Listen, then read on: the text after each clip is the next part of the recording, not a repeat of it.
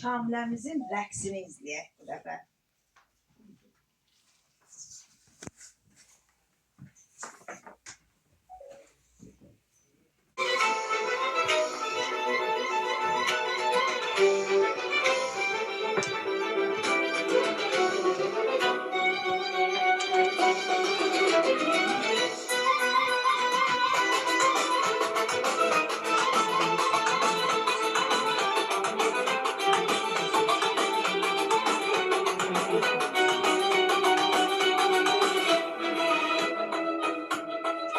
Ne kadar güzeldi bizi bir anda dalgadan dalgaya atan dermeler. Çarpışır, dövüşür bazen şiir kimi, bazen buzul kimi yatan dermeler. Gezir yeryüzünü, gezir büsbütün, elimin şöhreti şanıdır bugün. Yurdumu dünyaya tanıdı bugün, versin o başına çatan dermeler.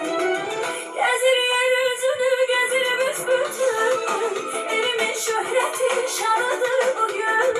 Yurdumu dünyaya tanıdır bugün, versin o başına çatan dermeler.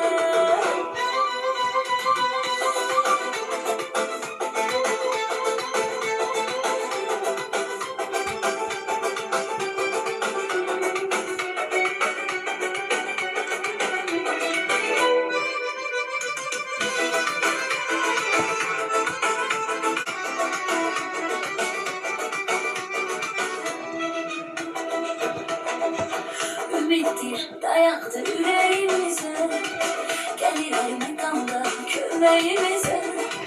Çetine düşende apar bizi, bizim elimizden tutan develer.